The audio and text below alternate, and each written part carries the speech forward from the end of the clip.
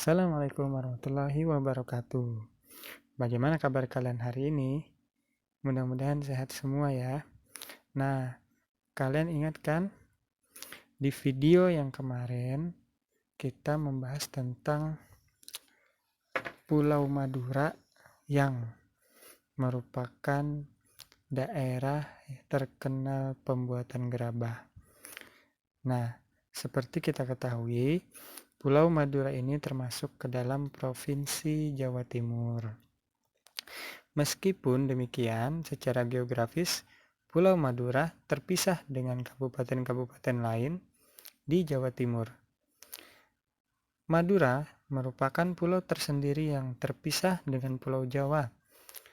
Untuk mencapai Pulau Madura harus melewati Selat Madura.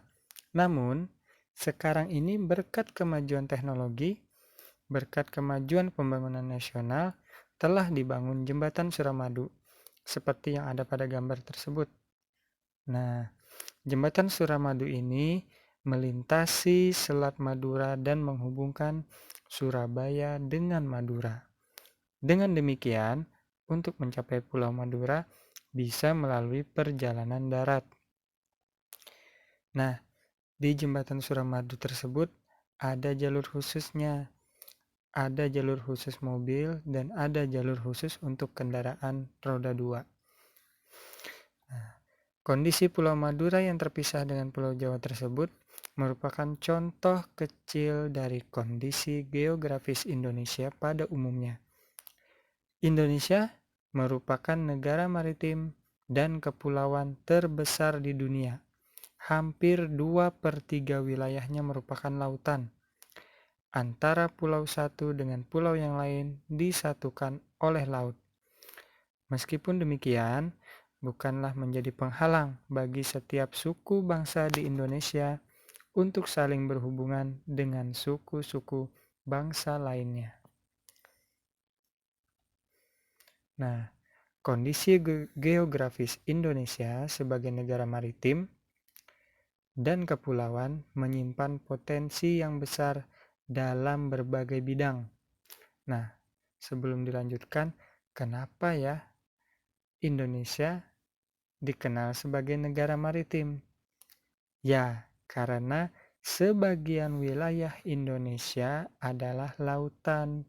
Makanya negara Indonesia mempunyai julukan sebagai negara maritim.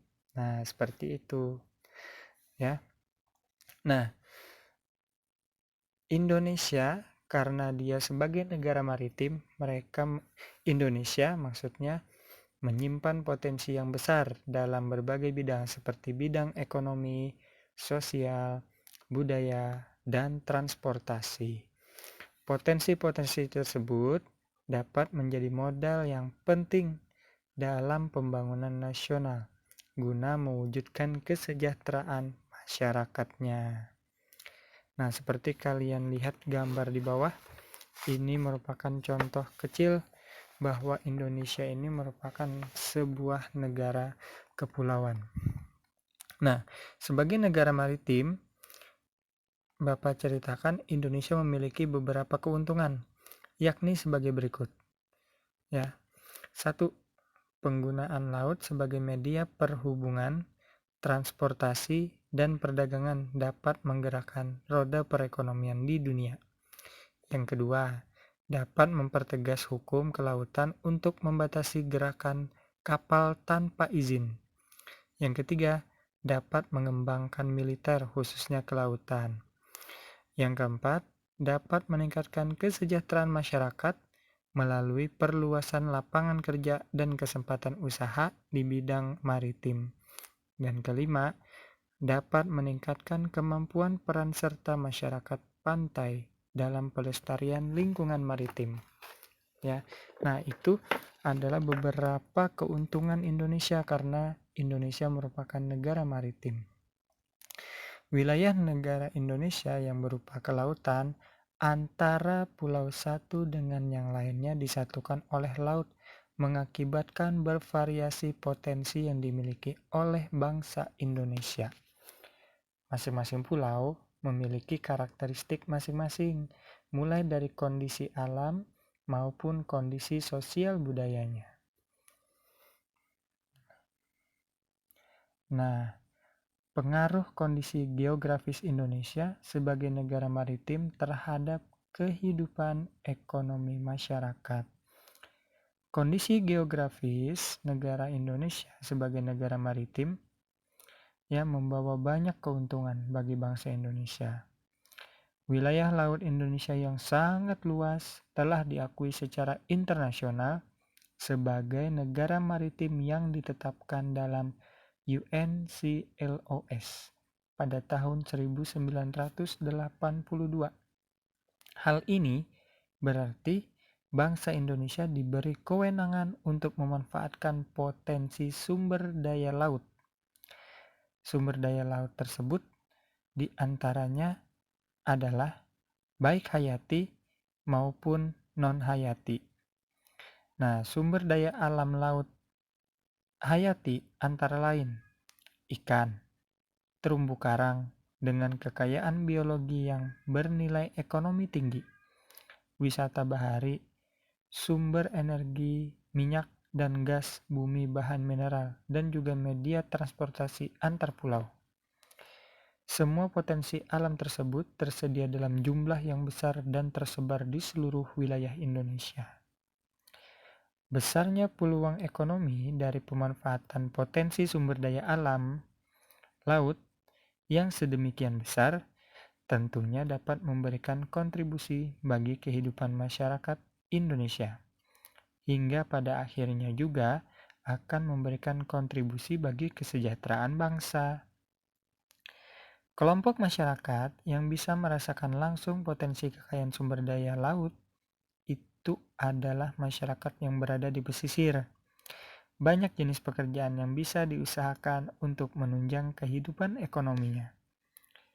Nah, seperti yang Bapak sebutkan tadi, kondisi laut di Indonesia bisa dimanfaatkan baik hayatinya maupun non-hayatinya. Hayati itu adalah maksudnya makhluk hidup. Nah, kalau yang non-hayati benda tak hidup. Ya, misalnya tadi kalau benda hayati tadi yang makhluk hidup ikan, terumbu karang, rumput lautnya yang hidup, yang makhluk hidup.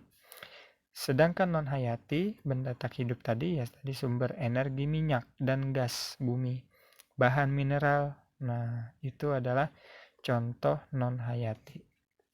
Nah, dari sumber daya alam tersebut, baik hayati maupun non-hayati, kita bisa membagikan atau memilah-milah jenis pekerjaan yang berkaitan dengan pemanfaatan sumber daya laut tersebut.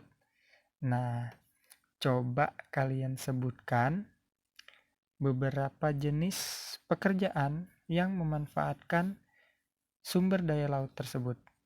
Bisa kalian minta bantuan sama orang tua atau boleh searching di Google atau di buku atau di mana saja yang merupakan sumber belajar. Ya, sampai di sini dulu videonya. Selamat bekerja, selamat belajar. Jaga kesehatan ya. Assalamualaikum warahmatullahi wabarakatuh.